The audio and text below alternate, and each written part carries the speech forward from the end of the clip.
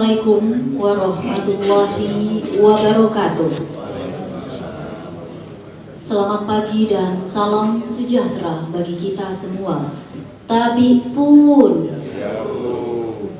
yang terhormat penjabat Gubernur Lampung yang dalam hal ini diwakili oleh Sekretaris Daerah Provinsi Lampung, Bapak Insinyur Fahrizal Darmito MA, yang kami hormati Kepala Pusat Perancangan dan Kajian Kebijakan Hukum DPD RI, yang kami hormati para Kepala Perangkat Daerah Provinsi Lampung, para Kepala Perangkat Daerah Kota Bandar Lampung, Kabupaten Lampung Selatan, dan Kabupaten Pesawaran, yang kami hormati akademisi dari Universitas Lampung, sekaligus mewakili Rektor Universitas Lampung, Bapak Satrio Prayoga SH.MH, yang kami hormati unsur camat dari Kota Bandar Lampung, Kabupaten Lampung Selatan, dan Kabupaten Pesawaran. Hadirin undangan yang berbahagia, puji syukur kehadirat Allah Subhanahu wa Ta'ala karena atas limpahan rahmat dan karunia-Nya kita dapat berkumpul bersama dalam acara diskusi terarah tentang inventarisasi materi dalam rangka penyusunan konsep naskah akademik rancangan undang-undang tentang perkotaan pada hari ini, Kamis tanggal 24 Oktober tahun 2024 dimulai. Hadirin undangan yang berbahagia, mengawali acara ini, hadirin dimohon berdiri. Menyanyikan lagu kebangsaan Indonesia Raya.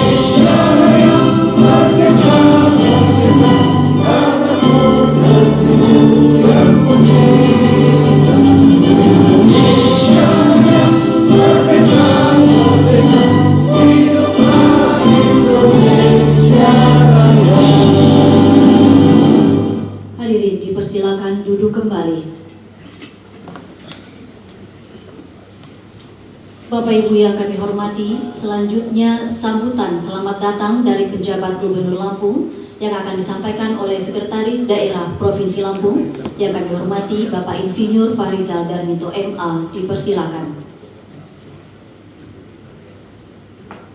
Bismillahirrahmanirrahim. Assalamualaikum warahmatullahi wabarakatuh. Selamat pagi dan salam sejahtera untuk kita semua. Tapi pun sebelum kami melanjutkan, saya menyampaikan salam takzim salam hormat dari Bapak Gubernur. Karena kesibukan beliau, maka beliau tidak bisa hadir bersama-sama kita dalam acara inventarisasi dukungan penyusunan konsep akademik rancangan undang-undang tentang perkotaan pada hari ini bersama dengan tim dari DPD RI.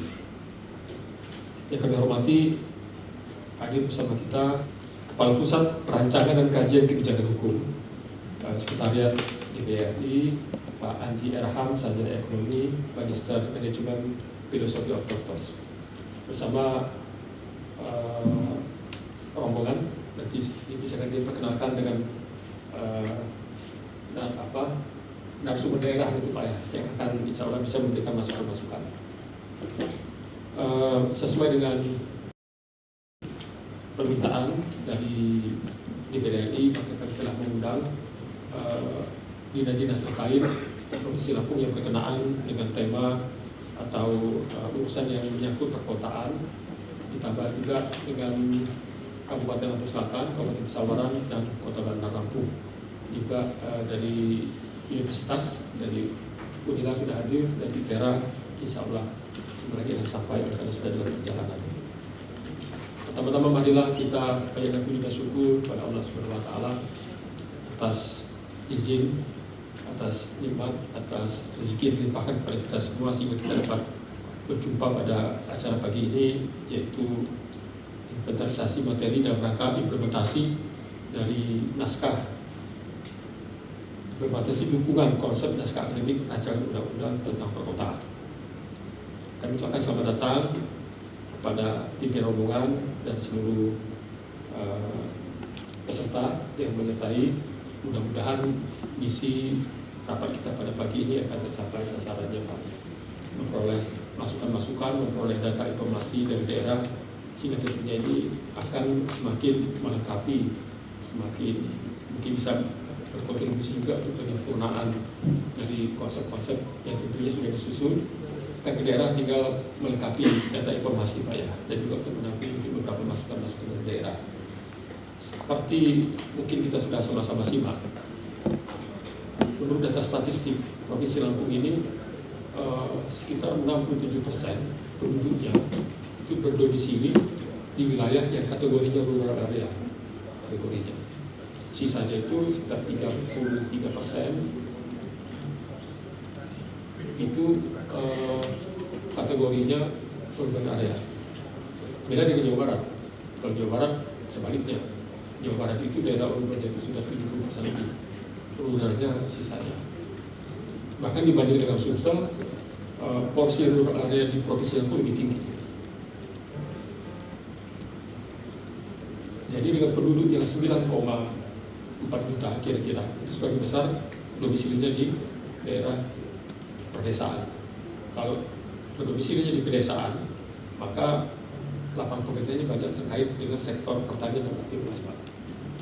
Adapun kota yang sudah ada di Bandar Lampung, di Provinsi Lampung, yang paling besar secara administrasinya itu Kota Bandar Lampung dan Kota Metro. Dua kota ini merupakan daerah otonomi.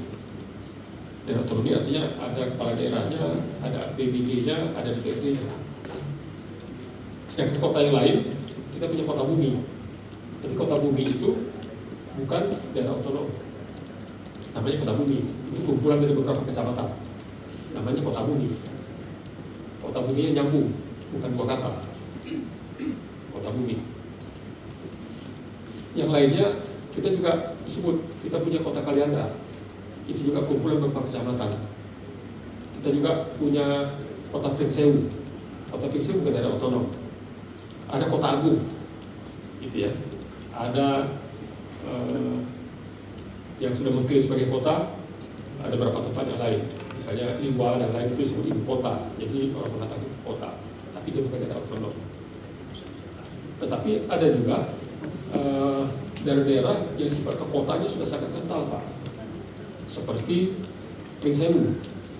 Pringsewu itu Kabupaten Pringsewu, ibu kota. Kabupaten Pringsewu, ibu kotanya Pringsewu, ya.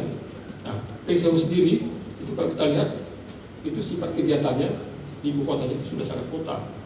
Bank-bank nasional sudah banyak di situ, ada hotel, ada pusat pendidikan dan lain-lain. Itu kan ciri kota. Itu juga kalau kita lihat di Terbagi Besar dan sekitarnya Bandar Jaya, itu kegiatan ekonominya sudah sangat masif di situ. Itu bahkan menjadi pusat koleksi, distribusi dari jasa dan perdagangan di situ. Wah, mereka cukup banyak juga. Bank-bank namanya Imbara sudah ada semua di situ, ada BCA, ada Maybank dan lain-lain. Ada juga kita di Lampung, di Tulang Bawang itu ada Unidua. Unidua itu juga sudah sangat berkembang, mendukung hinterlandnya sebagai daerah pertanian yang luas. Kota Bandar Lampung ini adalah ibu kota provinsi. Di sekitarnya dikelilingi oleh Natal, oleh Tataan, dan daerah sekitarnya. Dari tahun 90-an kita sudah mencoba untuk melihat Bandar Lampung, kota Bandar Lampung dan sekitarnya itu sebagai suatu kawasan metropolitan. Di mana kita sebut metropolitan itu antara kota Bandar Lampung dan daerah sekitarnya sudah ada interaksi yang sangat intensif. Gitu. Seperti kita melihat, Bapak Ibu nanti teman-temannya apa tuh? Bapak Ibu nanti teman-teman Jatimulyo. Jatimulyo itu di Lampung Selatan, di kota Bandar Lampung. Tapi kalau pagi hari Pak, itu seperti lebah yang keluar dari sarangnya masuk Bandar Lampung. Ya kira-kira samalah yang terjadi orang Bekasi masuk ke Jakarta. Kira-kira begitu. Kalau sore juga begitu. Jadi begitu. Artinya interaksi sosial ekonomi budaya itu sudah sangat intim. Jadi kita tidak bisa melihat kota itu hanya sebatas wilayah administrasi. Kalau kita melihat kota itu sebagai wilayah administrasi itu sangat sederhana. Tapi ada suatu complicated issues yang terjadi di lapangan, di mana antara kota Bandar Lampung dan daerah sekitarnya itu sudah membentuk suatu suatu sistem, Pak. Sistem permukiman, sosial ekonomi yang satu sama lain saling tergantung. Nah, kalau kondisi ini tidak kita manage itu, maka tentunya ada beberapa hal yang menjadi tidak optimal gitu, baik pelayanan publik dan lain-lain. Gitu. Di satu sisi mereka ada Jatimulyo dan sekitarnya daerah Pesawaran, mereka bekerja di Bandar Lampung, gitu kan. Berarti dia memberikan nilai tambah untuk ekonomi di kota Bandar Lampung. Tapi dia menikmati pelayanan publik untuk kehidupan sehari-harinya di luar kota. Nah, ini kalau hitung-hitungan akuntansinya ini menarik sebetulnya. Ada satu lagi pariwisata. Kita punya Pesawaran, itu sudah banyak tempat-tempat pariwisata, Pak. Wisatawan dari Palembang kalau weekend masuk ke Bandar Lampung, nginep di hotel-hotel di Bandar Lampung. Bandar Lampung langsung dapat tax hotel restoran 10%. Bandar Lampung senang tuh. Tapi pada saat mereka berwisata ke Mutun dan lain-lain, mereka memberikan beban pada destinasi itu. Mereka meninggalkan sampah, jalan yang harus diperbaiki, keamanan harus dijamin oleh di situ. Nah, disinilah kita memerlukan, mudah-mudahan nanti undang-undang tentang perkotaan ini bisa menjawab bagaimana kita bisa memanage, mengelola isu-isu perkotaan itu sehingga bisa menyelesaikan beberapa persoalan. Ada satu ruas jalan yang ke Kurungan Jawa dari Haji Menang, jalan apa namanya? Dari Gunawan ya, itu ya, dari Gunawan Pak. Di sebelah kirinya kota Bandar Lampung, di sebelah kanannya Lampung Selatan. Gitu. Yang di Lampung Selatan itu EJOP PBB-nya sangat murah. Di sebelah kiri jalan EJOP sangat mahal, gitu ya. Ini contoh, jadi ada ketimpangan gitu. Oleh karena itulah maka pembangunan di sebelah kiri di wilayah Bandar Lampung itu lebih cepat pembangunannya, gitu. Mungkin ranca undang-undang ini bisa memberikan solusi-solusi bagaimana kerjasama antar daerah yang terkait dengan manajemen perkotaan. Kita tidak tahu apakah yang terjadi di Jabodetabek itu bisa menjadi lesson learned yang bagus bagi kita. Dengan segala kelemahannya bagusnya dan beberapa hal yang bisa. Sekarang lagi digiatkan Rebana ya di Bandung Raya. Itu nampaknya agak serius juga itu yang teman saya itu Direktur Suraharja yang ditugaskan oleh Gubernur untuk mengkoordinasikan perencanaan dari Rebana itu. Saya kira pola-pola seperti ini perlu di-extend, mungkin perlu kita adopsi gitu ya, mana kira-kira yang tepat. Dan saya yakin yang terjadi di Jabodetabek, terjadi di Bandung belum tentu cocok juga di Bandar Lampung. Ada hal yang sangat krusial. Kota Bandar Lampung sekarang daerah upstreamnya itu di Gunung Betung, itu wilayah Pesawaran. Saya penduduk Bandar Lampung, tapi saya berdoa mudah-mudahan Pesawaran bisa menjaga Gunung Betung yang merupakan upstream, yang merupakan daerah tangkapan hujan Sehingga kalau itu berhasil kita konsul dengan baik, maka kualitas lingkungan Bandar Lampung akan terjaga. Tadi saya pernah ngobrol dengan Bupati Pesawaran dan Kota Metro, kayaknya memang perlu upaya kita menyatukan persepsi ini, Pak. Sebab bagi Pesawaran, kok saya dikasih beban? Yang dapat manfaat Bandar Lampung. Bagaimana ini? Ada nggak solusi-solusi, misalkan dengan kerjasama antar wilayah, di sini terjadi transfer, uangnya ditransfer ke sana, dan di sana menjaga manfaat dapat di sini. Gitu. Nah ini saya kira yang sangat menantang. Jadi kami sangat berharap di Lampung nanti rancangan undang-undang tentang perkotaan ini bisa memberikan solusi-solusi dan upaya kita melakukan pengelolaan potensi perkotaan dan juga menyelesaikan persoalan. Kalau memang Bapak dan rombongan ada waktu bisa melihat di lapangan, itu sangat masif pertumbuhannya. Saya kebetulan suka goes ke pinggir kota. Kalau 6 bulan saya tidak lewat jalan itu, saya bisa tercengah, loh, kok 6 bulan yang lalu belum masih sawah, sekarang sudah menjadi perumahan. Cepat sekali jadi Pak, pertumbuhannya. Oleh karena sekarang memang penduduk kita sedang tumbuh, ekonomi kita sedang tumbuh, maka building area di sekitar wilayah kota itu tumbuh. Sekarang kita nanti ingin akan kembali membangun kota baru menjadi pusat pemerintahan. Itu kita banyak diskusi diliput oleh media sehingga masyarakat, oh berarti akan segera dibangun. Harga tanah langsung meningkat di situ Pak, menuju kota baru. Apalagi setelah jalannya kita perbaiki, semakin banyak orang pasang merek di markapling dan lain-lain di situ. Saya kira ini beberapa hal yang mungkin nanti akan sangat menarik kita diskusikan. Mudah-mudahan kita diskusi kita pada pagi ini nanti bagi tim itu bisa menghimpun beberapa informasi dari daerah sehingga nantinya akan semakin melengkapi ya data informasi dalam naskah akademik untuk RUU tentang perkotaan. Saya kira demikian Pak, terima kasih. Nanti kami dari daerah siap, mungkin ada pertanyaan atau ada data yang dibutuhkan untuk kami upayakan supaya data itu tersedia. Terima kasih. Wassalamualaikum warahmatullahi wabarakatuh.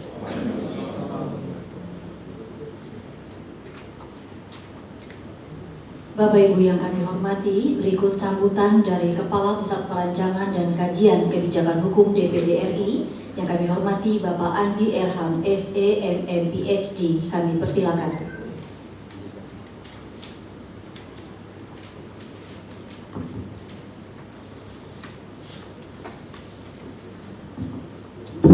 Bismillahirrahmanirrahim. Yang kami hormati Bapak Sekretaris Daerah Provinsi Lampung, Bapak Insinyur Fahrizal Darmito, dan saya hormati Kepala Biro Pemerintahan dan Otonomi Daerah Ibu Binarti Bintang SSOS MIP, dan saya hormati Kepala PLT Kepala Bapenda Bapak Slamet Riyadi SSOS, para pejabat pimpinan tinggi pertama di lingkungan pemerintah Provinsi Lampung, terutama juga Rektor Universitas Lampung yang mewakili Bapak Prayogo dan akademisi dan rekan-rekan Pusperjakum DPD RI. Assalamualaikum warahmatullahi wabarakatuh. Salam sejahtera dan selamat siang. Tabib pun kami sampaikan apresiasi mendalam terhadap kesediaan Sekretaris Daerah Provinsi Lampung dan jajaran yang telah berkenan meluangkan waktu dan menerima kami pada pagi ini untuk sama-sama kita berdiskusi tentang perkotaan dan permasalahan dalam rangka penyusunan konsep naskah akademik RUU tentang perkotaan. Dan mohon maaf karena sebenarnya deputi persidangan dari DPD RI ada hadir, tapi kemarin dipanggil sama pimpinan DPD RI untuk bertemu dengan Gubernur Lemhanas, sehingga kami ikut dalam rombongan ini jadi mewakili sambutannya. Dua, sebelum izinkan kami memperkenalkan rombongan ini dari saya sendiri sebagai Kepala Pusat Pusperjakum, kemudian ada PLT Kabid kami, Anugrah Riantoni. Sebenarnya dia orang Lampung Pak, putra Lampung. Dia Ramdhani Saimima, ini adalah perancang peraturan perundang-undangan. Lutfi Mubarak, ini analis pemantauan peraturan perundang-undangan. Endah Yuningsi SHFH, perancang peraturan perundang-undangan. Nita Norila, perancang peraturan perundang-undangan. Margaret Patria Kusmasuti, perancang peraturan perundang-undangan. Bambang Sudarno, penelak teknis kebijakan Pusperjakum. Hikmat Samsuri, pengelola data dan informasi subbagian TU. Anita Ramdhani, arsiparis ahli Pratama. Jeffrey Nancy dari Deputi Persidangan. Kavita Budi Ijazah, tenaga ahli politik, hukum dan keamanan. Dan yang terhormat juga Kepala Kantor DPD Provinsi Lampung, Pak Jimong SPD, bersama jajarannya. Pada kesempatan kali ini kami melakukan kunjungan ke pemerintah daerah Provinsi Lampung dengan maksud untuk mendapatkan pencerahan terhadap beberapa permasalahan terkait dengan perkotaan dalam rangka penyusunan konsep naskah akademik RUU tentang perkotaan yang kemarin seminggu yang lalu di rapat pleno ditetapkan untuk Komite 1 untuk terkait dengan RUU perencanaan perkotaan. Untuk itulah kami untuk mengkaji permasalahan terkait perkotaan sebagai bahan masukan dari Komite 1 DPD RI dalam penyusunan RUU tentang perkotaan menjadi RUU usulan inisiatif DPD RI tahun 2025-2026.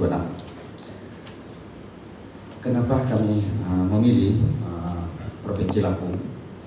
Karena ada beberapa hal yang begitu melejit dalam perkembangan kota, apalagi isu terkait juga bagaimana membuat kota baru sejak data 2015. Itu perkembangan Provinsi Lampung terkait dengan perkotaan itu sangat pesat. Kemudian Provinsi Lampung itu sebagai pintu gerbang untuk Pulau Sumatera, jadi penyangga untuk nanti ke depan. Karena kita berbicara perkotaan bukan berbicara hari ini, tapi 50 tahun ke depan kota akan jadi lebih besar dan penduduk kita akan lebih banyak di perkotaan. Dan itu menjadi suatu permasalahan yang besar yang akan dihadapi oleh negara kita Indonesia. Karena kenapa? Penduduk kita banyak dan yang sangat menjadi persoalan adalah tantangannya adalah urbanisasi.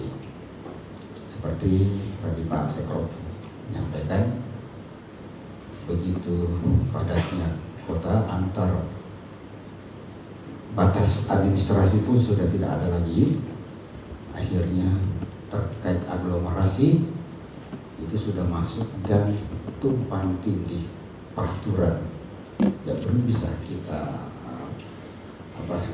selesaikan bersama.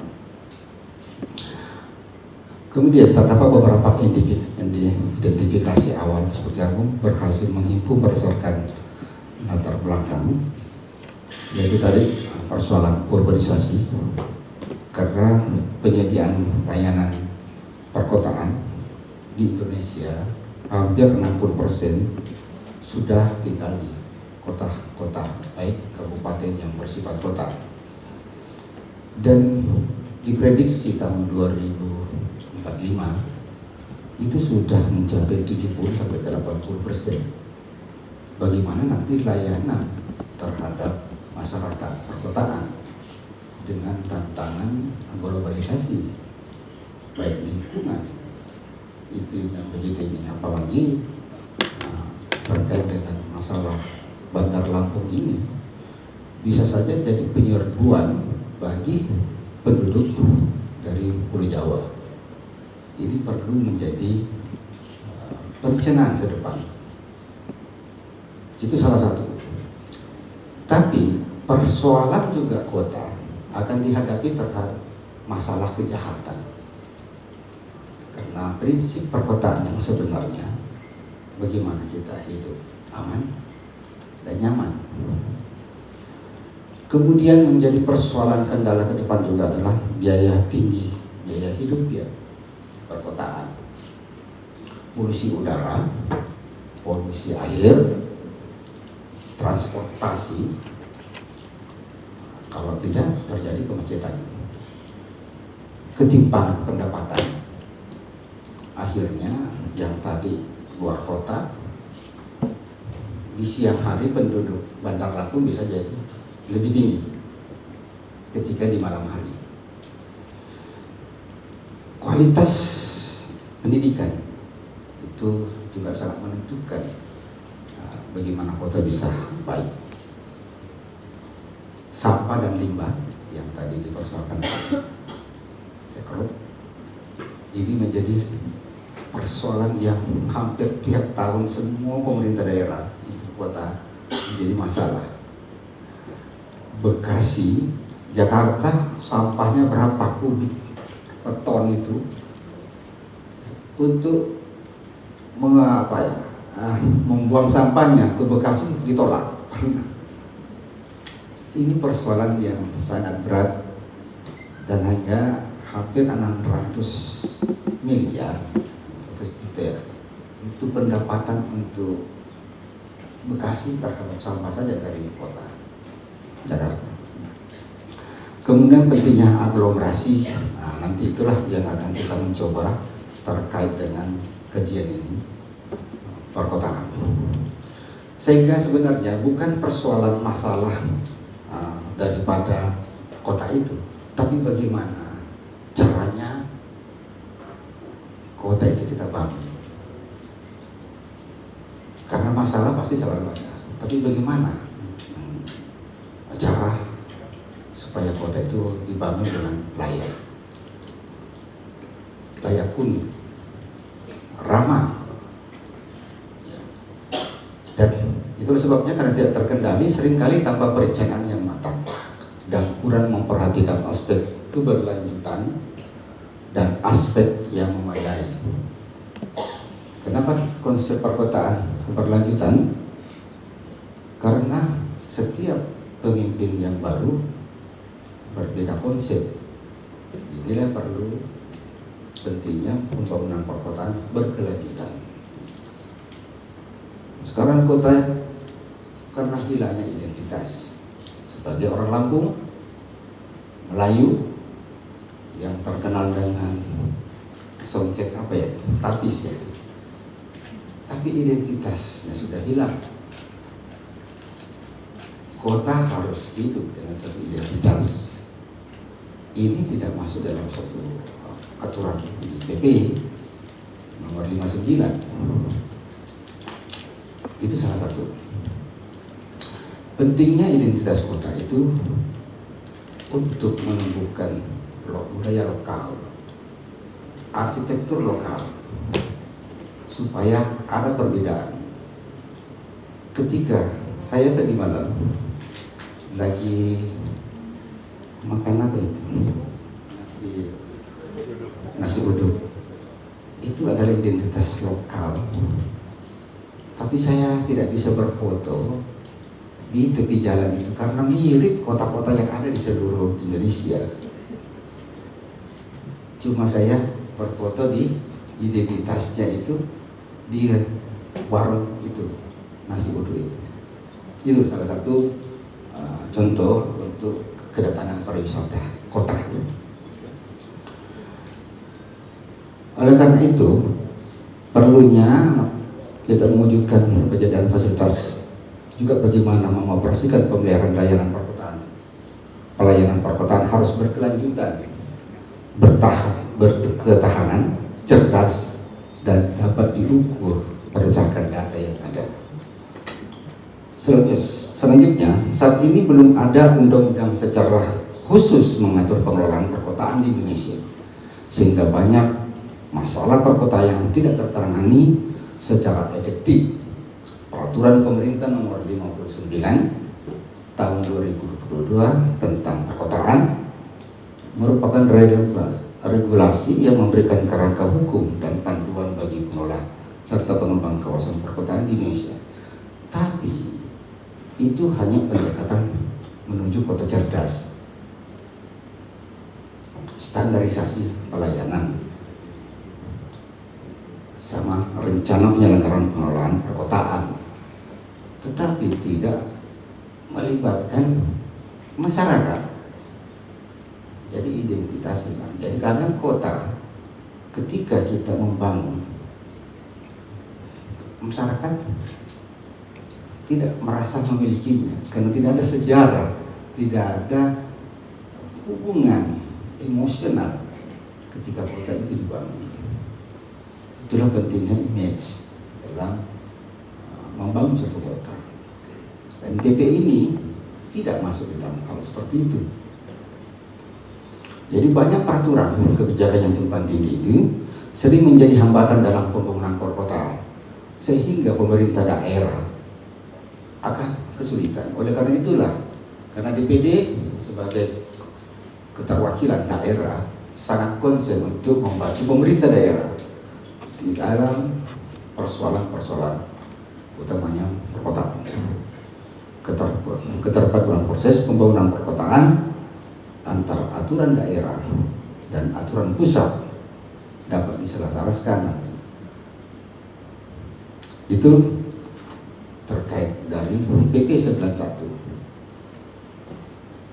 Kota masa depan perlu memang ramah terhadap publik dan lingkungan. Persoalan sekarang karena kurangnya koordinasi yang efektif antara pemerintah pusat, pemerintah daerah, dan instansi terkait, dan implementasi rencana tata ruang wilayah dan rencana detail tata ruang yang masih bermasalah di beberapa daerah di Indonesia. Kesetaraan itu kadang tidak dimasukkan di dalam suatu perencanaan kota. Miskin digusur, tidak dimiliki. Padahal pariwisata itu, saya ambil contoh Jogja, itu hidup dari kaki lima. Hampir semua pariwisata itu dimulai dari kaki lima. Tapi kita merupakan itu salah satu, sehingga kemudian kota itu harus layak huni dan harus layak ramah anak. Hampir taman di kota yang kami datangi dipagar, tidak dinikmati, hanya dilihat, tidak jadi sebagai taman ramah anak. Hal ini membuat kami melihat bahwa Provinsi Lampung sebagai pintu gerbang antara Pulau Jawa dan Sumatera menjadi penting dalam kualitas transportasi dan logistik. Tentunya terdapat tantangan terkait kemacetan, pengelolaan transportasi dan kebutuhan infrastruktur. Lampung dapat menjadi kota contoh salah satu daerah yang memiliki kombinasi antara perkotaan yang berkembang dan wilayah pedesaan yang kuat dengan basis pertanian, sehingga dapat memberikan wawasan tentang pengelolaan ruang yang seimbang antara kebutuhan urbanisasi dan pelestarian lahan pertanian. Berdasarkan hal tersebut, melalui pertemuan ini kami berharap dapat memperoleh masukan dari pemerintah provinsi, dinas dan stakeholder terkait mengenai berbagai permasalahan yang dihadapi, isu-isu strategis terkait dengan perkotaan yang akan digunakan dalam rangka penyusunan konsep naskah akademik RUU tentang perkotaan yang akan dijadikan sebagai RUU usul inisiatif DPD RI tahun 2025-2026. Sebelum kami akhiri, izinkan kami menyampaikan sebuah pantun. Jalan terbatas menuju kampung, kami datang membeli tepung. Alangkah indahnya kota bandar Lampung, moga ide impor masih banyak tertampung. Demikian kami sampaikan seperti yang saya kesalahannya. Ucapkan terima kasih. Wassalamualaikum warahmatullahi wabarakatuh.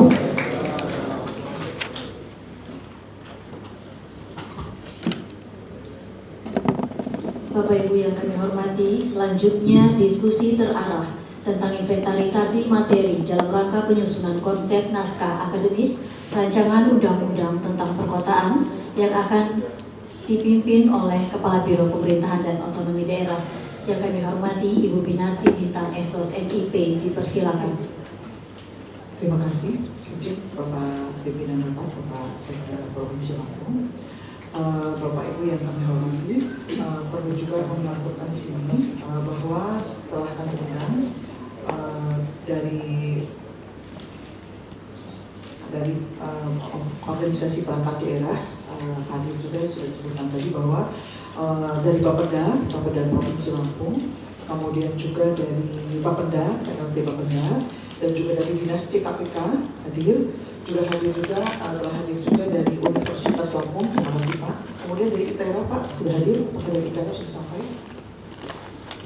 Baik, dari Kepala Biro, dari Biro Hukum juga sudah hadir, kemudian juga dari 3 kabupaten, dari 2 kabupaten dan 1 kota Bandar Lampung, yaitu dari Kota Bandar Lampung juga sudah hadir tadi dari Bapeda. Kemudian juga dari Pesawaran sudah hadir, lengkap Pak ini. Kemudian dari Lampung Selatan juga sudah hadir. Baik Bapak Ibu yang kami hormati, untuk memulai dari diskusi ini, kami persilahkan terlebih dahulu mungkin dari tim perancangan DPD RI ini untuk dapat menyampaikan pertanyaan ataupun tanggapannya. Kami persilahkan.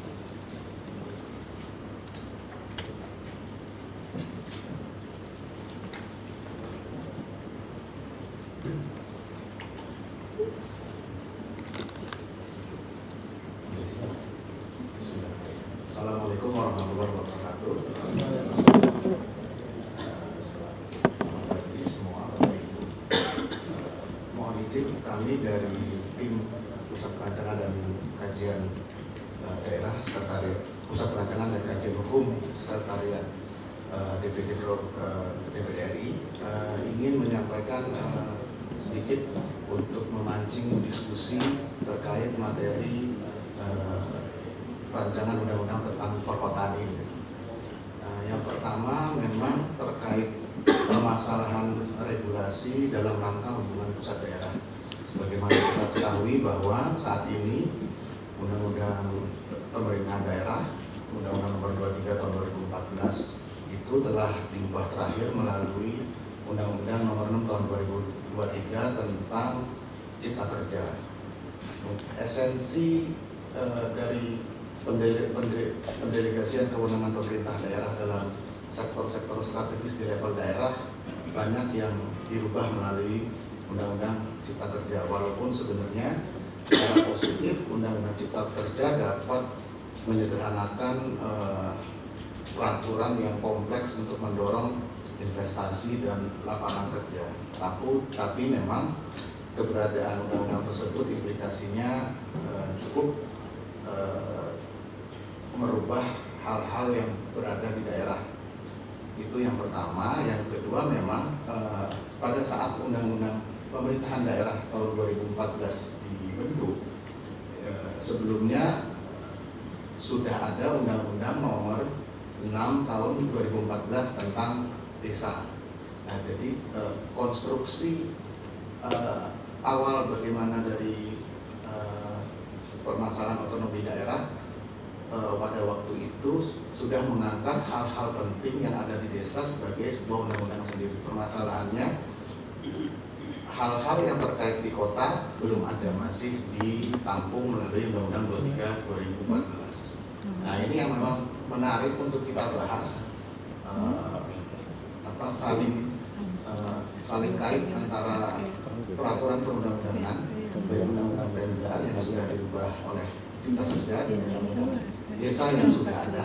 Bagaimana sebagaimana kita tahu bahwa kota itu adalah sebenarnya awalnya secara ini desa yang membesar, saat ini dia karena perkembangan zaman, pertambahan populasi penduduk itu membesar, membentuk sebuah entitas menjadi perkotaan.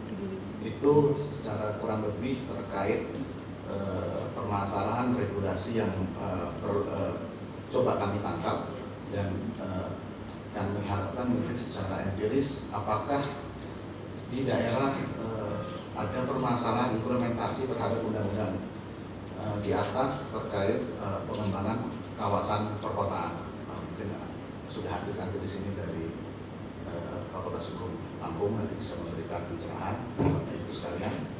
Terus selanjutnya terkait permasalahan perkotaan itu sendiri, identifikasi awal kami yang telah kami coba tangkap adalah pertama adanya permasalahan kepadatan penduduk dan kemacetan lalu lintas. Nah, yang kedua adalah permasalahan lingkungan, semakin banyak populasi, maka permasalahan lingkungan baik itu pencemaran udara, pengelolaan limbah dan sampah, degradasi ruang terbuka hijau, penurunan kualitas dan kuantitas air bersih itu semakin kompleks. Yang ketiga, infrastruktur.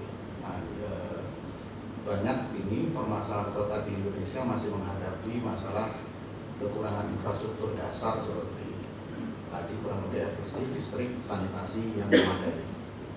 Selanjutnya permasalahan sosial, ketimpangan sosial, distribusi sumber daya, akses terhadap pelayanan publik dan kualitas hidup masyarakat terdampak. Dan terakhir rangkuman dari semua itu tentunya perlunya aglomerasi perkotaan yang mempengaruhi tata kelola perencanaan dan keberlanjutan kota. Kurang lebih ada 5 identifikasi awal yang sudah kita coba kami tangkap.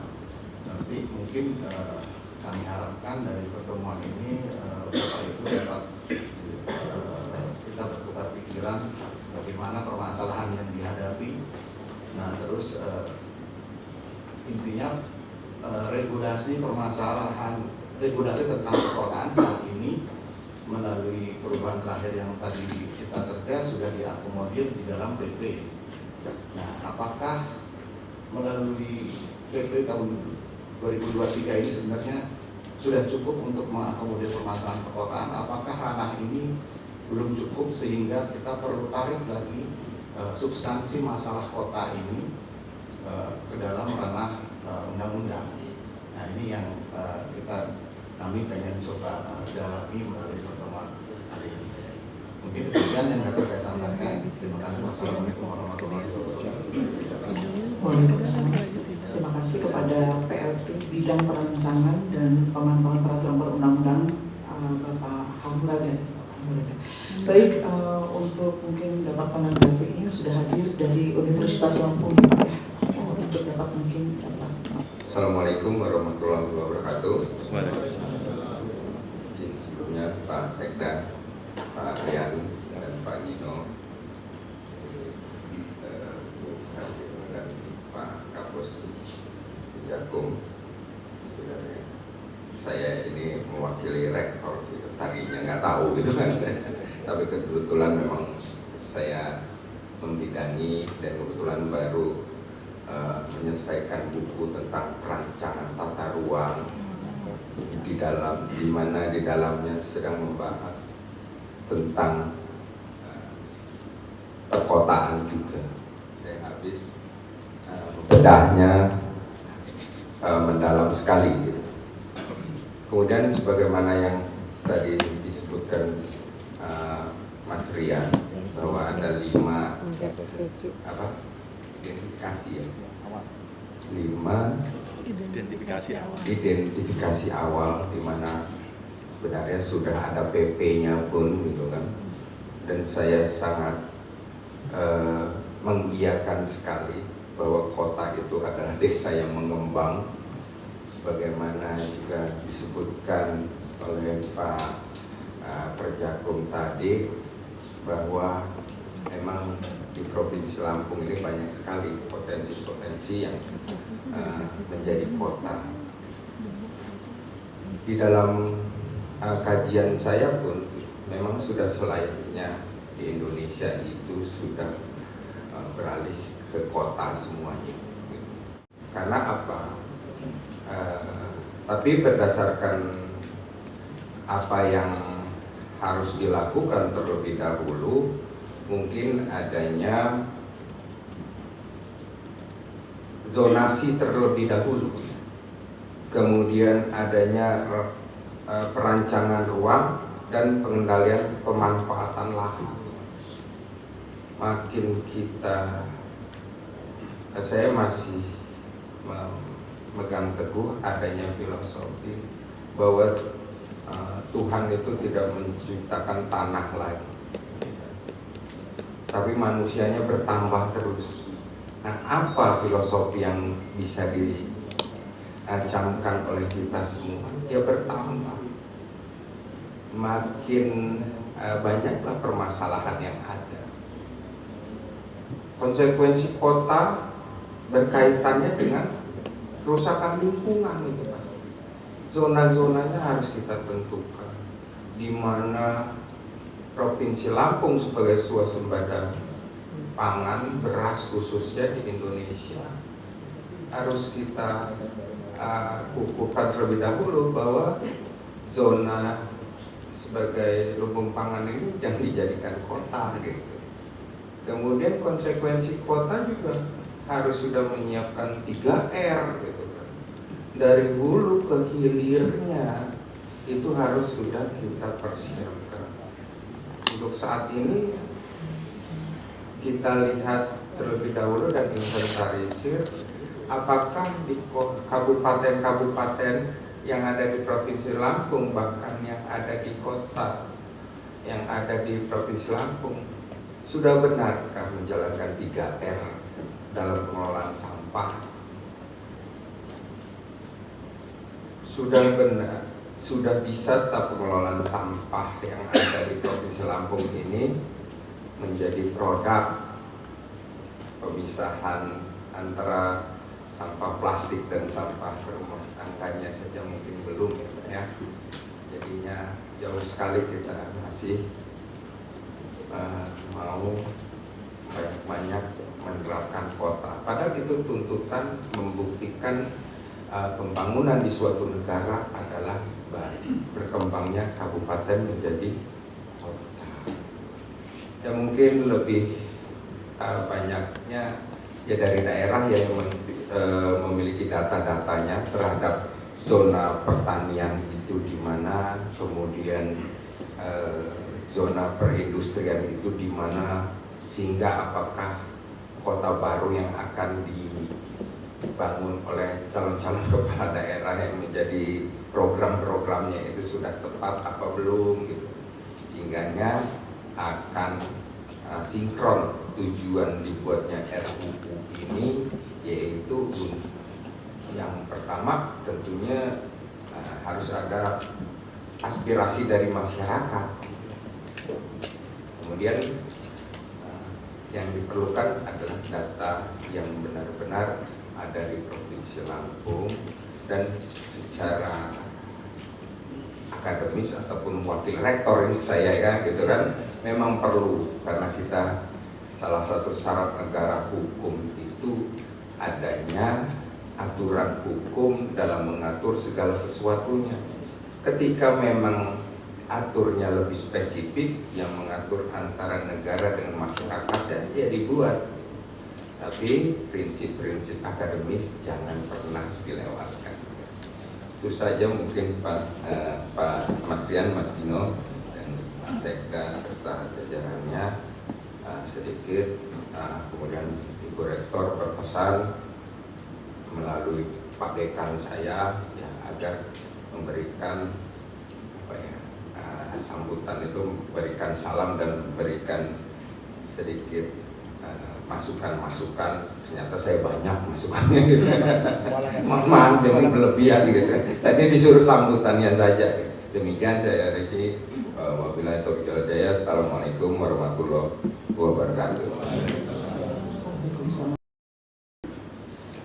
Baik, mungkin selanjutnya karena ada identifikasi awal kami lihat ada kepadatan penduduk dan kemacetan lalu lintas ya Pak ya. Mungkin bisa juga dibantu dari Kepala Dinas Perhubungan, ini sudah hadir Bapak Bambang. Monggo Pak, silakan duduk di bagian depan mungkin Pak, ada mic-nya Pak. Untuk memberikan gambaran sebagaimana yang sudah disampaikan Bapak Sekretaris Daerah Provinsi Lampung, filosofi daripada Kota Baru itu adalah tadinya memang adanya kemacetan, kepadatan penduduk yang berada di kota Bandar Lampung, artinya akan di build up dengan kota baru sehingga mengurai kemacetan yang ada di kota Bandar Lampung. Silakan Pak Bambang. Terima kasih. Assalamualaikum warahmatullahi wabarakatuh. Selamat siang dan salam sejahtera untuk kita semua. Tabibun, yang saya hormati Pak Sekda, yang saya hormati Bapak-bapak dari DPD ya Pak. Mohon maaf Pak, saya kebetulan sudah 2 bulan ini perkantornya agak jauh, jadi di Kota Baru, belum sampai Kota Baru, di belakang ITERA. Jadi terasa memang Pak Sekda kalau pagi rapat pulang, sore kesini lagi, terasa juga memang. Jadi lumayan.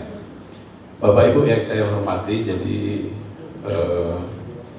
terkait dengan transportasi di Lampung, ini kalau mungkin nanti terkait dengan angkutan perkotaan dan sebagainya, justru mungkin kami coba memapping tadi diskusi di kantor dulu terkait dengan mungkin masalah rancangan undang-undang LAJ yang memang sebenarnya undang-undang kami sekarang ini sudah perlu revisi. Jadi memang dari sejarah Undang-Undang Nomor 365 dan Undang-Undang Nomor 14, kemudian ada lagi Undang-Undang Nomor 22 tahun 2009, bahwa saat ini memang banyak permasalahan yang belum terselesaikan. Sebagai contoh terkait dengan odol, yaitu overdimensi dan overloading ini, sejak saya ke Lampung tahun 95, dan sekarang ini masalah odol cukup luar biasa. Kami sudah berbagai upaya, ini juga masih belum terselesaikan. Jadi ini memang membutuhkan regulasi, nanti perubahan undang-undang, karena memang notabene banyak di kita ini Pak jenis kendaraan angkutan barang. Ada pickup, ada truk diesel, ada fuso, ada tronton, kemudian ada juga kendaraan yang trailer dan sebagainya. Memang kalau kita lihat di lapangan sebenarnya berpotensi ini adalah kendaraan tronton dan fuso yang banci. Akhirnya ini peluang untuk penambahan sasis, kemudian juga untuk penambahan tinggi dan sebagainya. Nah ini ke depan perlu sebenarnya ketegasan bahwa kendaraan itu harusnya dibatasi hanya kontainer, hanya sama diesel saja, sehingga tidak perlu banyak jenis. Nah ini jenis inilah yang membuat akhirnya pelanggaran terjadi.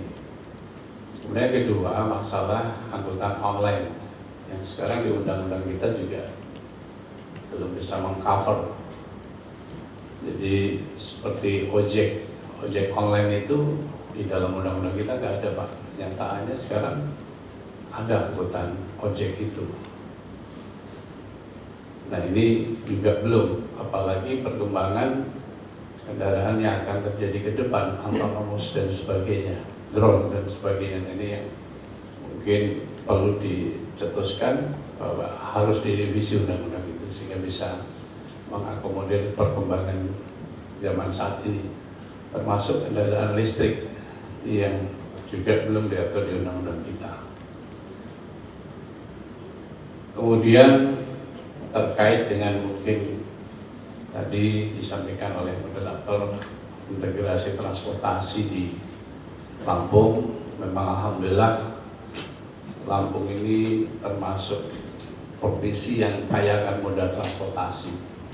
Kita punya darat, itu ada jalan dan penyeberangan, kemudian kita punya laut, kita punya bandara, angkutan udara, termasuk kita punya moda kereta api cukup lengkap. Dan ini kami pikir ini modal untuk membangun daerah. Kalau transportasinya modalnya cukup lengkap, pasti ini akan nanti daerahnya akan cepat maju. Dan terbukti beberapa tahun terakhir Lampung cukup menjadi daya tarik, terlebih lagi ketika kita sekarang sudah memiliki jalan tol luar biasa, keberadaan tol saat ini, sehingga konektivitas antar simpul, penyeberangan ke bandara, penyeberangan ke pelabuhan, penyeberangan ke kota ini sekarang sangat bisa diandalkan. Kalau kami dulu, Bapak Ibu, ketika kami mau posko di Bakauheni, kalau lebaran kami sudah alergi dulu, waduh di jalan ini 3 jam. Tapi kalau sekarang sejam saja tembus Pak, dengan adanya jalan tol. Kemudian kami kalau mau ke Terbanggi Besar, ke Mesuji pun cepat sekali. Sehingga gerakan kami untuk menunjang kelancaran kemarin di Lebaran Nataru ini sangat dinamis. Jadi kami gerakannya, aksesibilitasnya sangat tinggi, sehingga ini juga mempermudah kami. Kemudian Bapak Ibu yang kami hormati, bahwa interkoneksitas mudah di Lampung ini saya pikir cukup bagus. Kita sekarang akses bandara, akses pelabuhan, akses penyeberangan, akses ke stasiun kereta api, demikian juga ke terminal, ini sudah ada banyak peningkatan. Apalagi nanti ketika akses dari pelabuhan Panjang menuju ke Lematang, itu tolnya bisa terrealisasi.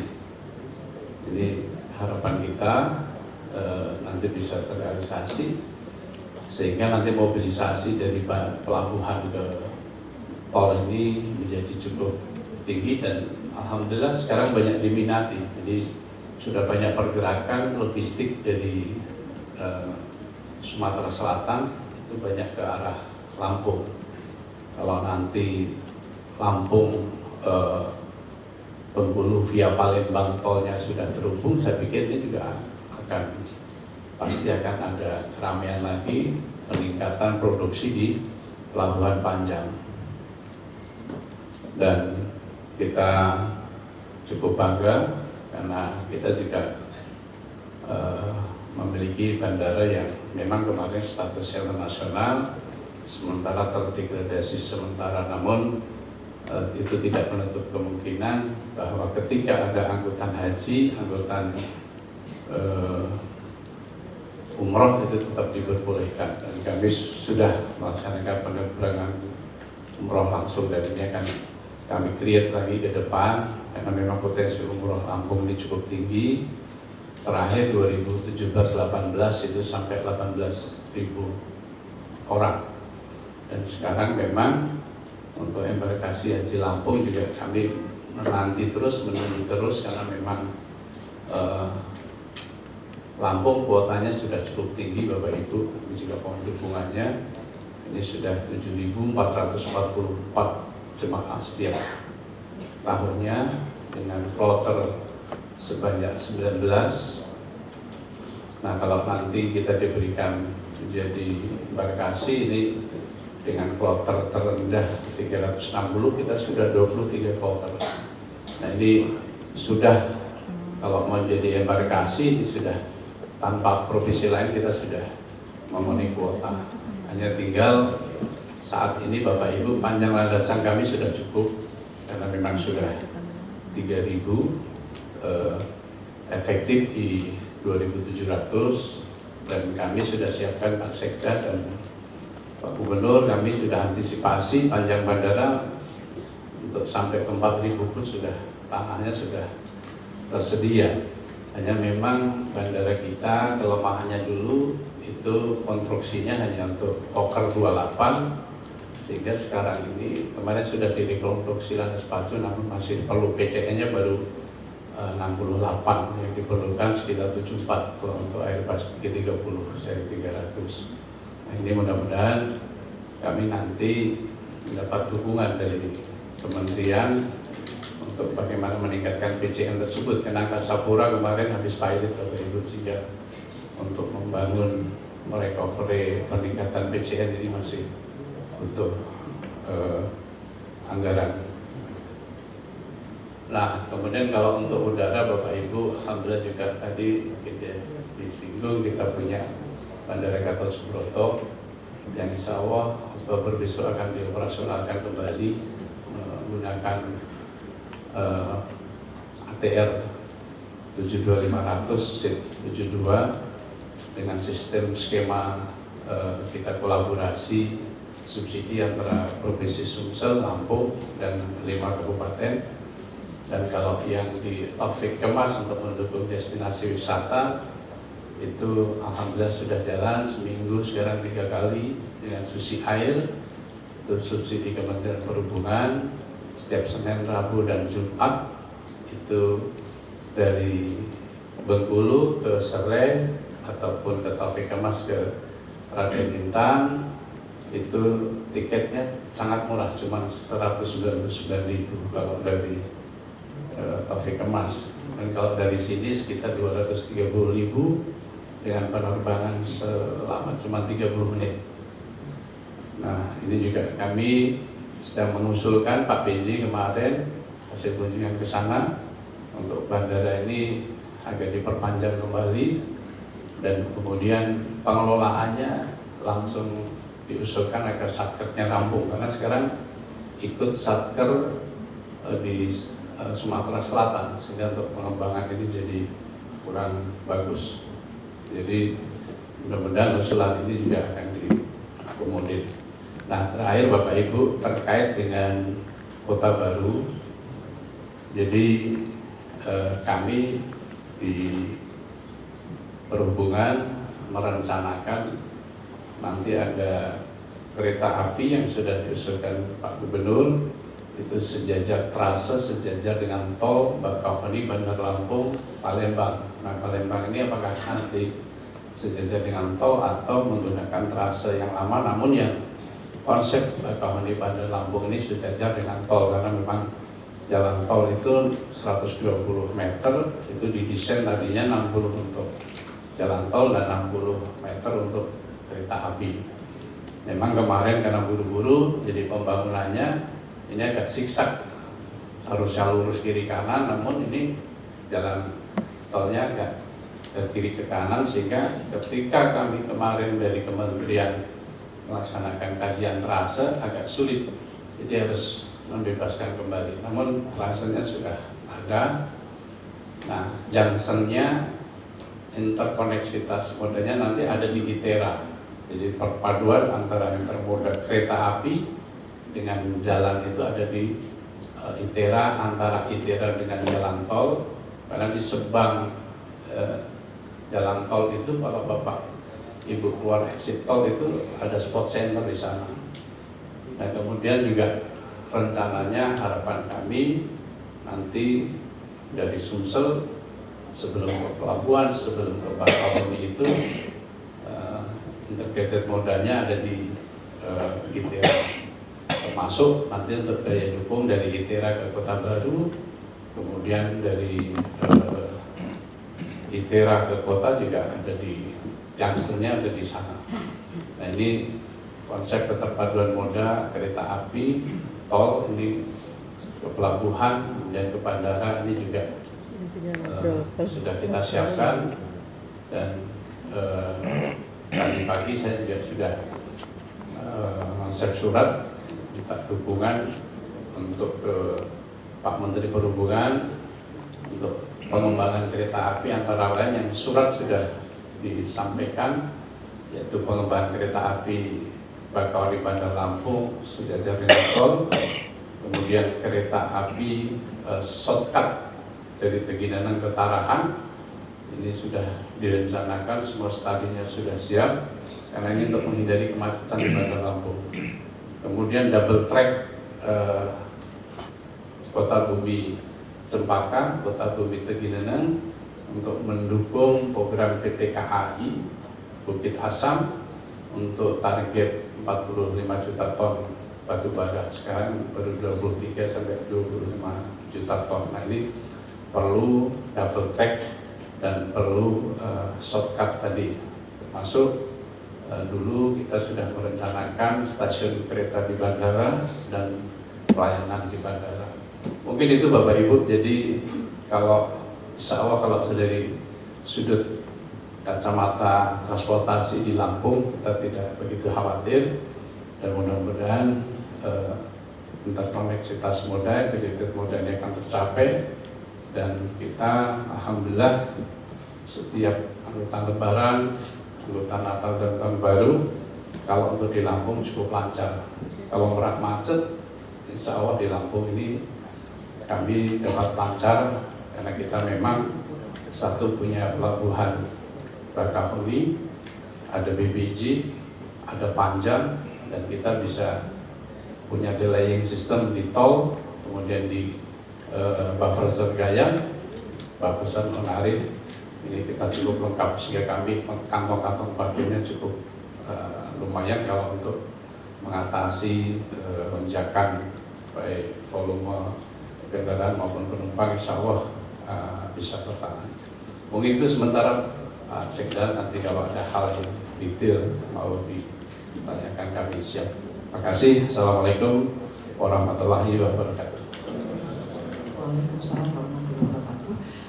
Demikian tadi telah kita dengarkan bersama penjelasan dari Kepala Dinas Perhubungan tentang integrasi transportasi. Bapak Ibu yang kami hormati, selanjutnya mungkin kita akan membahas soal potensi pengembangan perkotaan Provinsi Lampung. Di sini juga sudah kami undang dari Dinas Perumahan dan Kawasan Permukiman dan Cipta Karya Provinsi Lampung. Selain itu juga kami sudah mengundang dari Kota Bandar Lampung dan juga dari Kabupaten Lampung Selatan dan Kabupaten Pesawaran. Nanti secara bergilir akan menyampaikan apa konsepnya ataupun juga apa tantangan yang ada di kabupaten. Namun sebelumnya kami persilakan dulu kepada Bapak Kabid ya, Bapak Tony, untuk dapat memberikan gambaran. Kami persilakan. Terima kasih ya. Bismillahirrahmanirrahim. Pak Sekda. Assalamualaikum warahmatullahi wabarakatuh. Yang kami hormati Pak Kapus dan rombongan, dan Bapak-bapak sekalian, Bapak-bapak Ibu sekalian, izinkan kami menyampaikan beberapa hal terkait menanggapi dari Pak Aryan tadi. Langsung saja, masalah pertama adalah masalah kewenangan. Jujur dalam beberapa tahun ini setelah diberlakukannya Undang-Undang 23 tahun 2014, itu kami dari UPD Teknis merasa kewenangannya sangat dibatasi. Padahal Undang-Undang 1 2011 itu jelas memberikan peluang yang seluas-luasnya bagi Dinas PUPR, Pemukiman untuk meningkatkan kualitas lingkungan perkotaan di provinsi. Namun sejak Undang-Undang 23 diberlakukan, khususnya juga nanti ada nomenklatur dalam perencanaan, itu Kemendagri-nya, itu kami tidak bisa bergerak lebih leluasa. Apalagi sekarang kami juga tidak diperbolehkan lagi untuk memberikan hibah kepada pemerintah kabupaten kota. Karena selama ini kami banyak memberikan hibah kepada pemerintah kabupaten kota terkait infrastruktur yang akan dibangun, yang telah dibangun di masing-masing kabupaten kota. Berdasarkan Undang-Undang 23 itu kami dibatasi hanya boleh melakukan kegiatan pada kawasan kumuh kewenangan provinsi. Kita tahu kawasan kumuh kewenangan provinsi di Lampung ini hanya 591 hektar atau sekitar 28,4% dari total kawasan kumuh se-Provinsi Lampung. Ada 1.942 hektar lebih. Kemudian untuk masalah rumah tidak layak huni juga kami tidak bisa banyak berbuat, hanya bisa melakukan perbaikan peningkatan kualitas rumah tidak layak huni di kewenangan provinsi.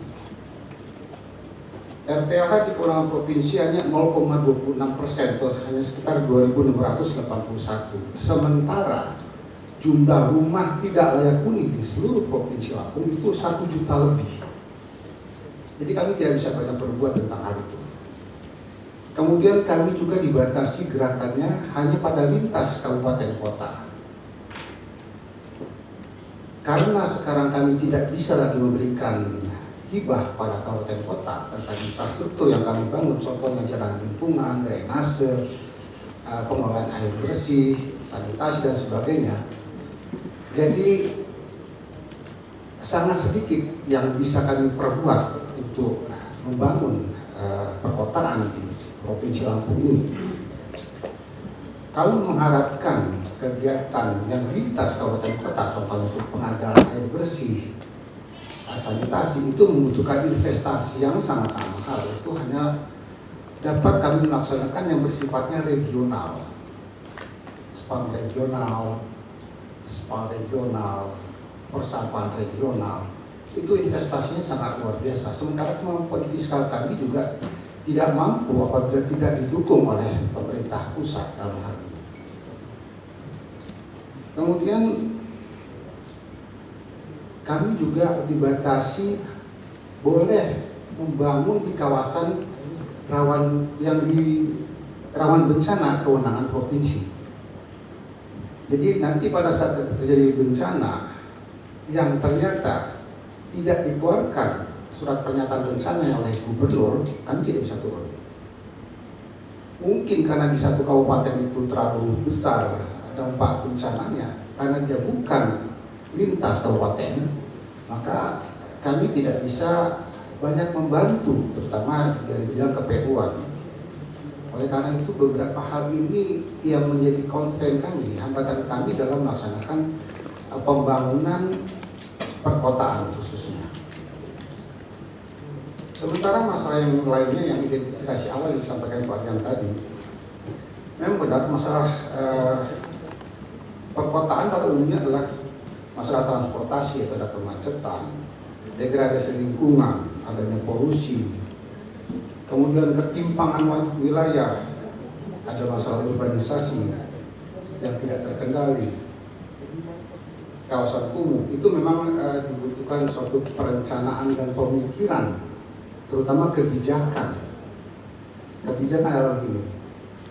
Kami juga bingung nanti pada saat Pak Senior tadi sudah menyatakan bahwa kita akan melaksanakan metropolitan Bandar Lampung dan sekitarnya. Jadi istilahnya metropolitan raya. Ini harus ada kebijakan yang kuat. Kami bisa masuk di apanya? Harus ada kebijakan dasar hukum yang kuat. Apakah Perda cukup untuk bisa membuka blokir-blokir yang akan melaksanakan itu? Mungkin dari undang-undang nanti bisa membuka, kalau itu sudah ditetapkan sebagai mungkin kawasan strategis provinsi, itu kita bisa masuk bebas di dalam lingkup aglomerasi tadi. Seperti halnya kalau pemerintah pusat sudah menetapkan kawasan strategisnya nasional, itu mereka suka-suka kerja di situ. Tapi provinsi belum bisa hal itu. Mungkin jadi pertimbangan juga pada saat penyusunan naskah akademis itu.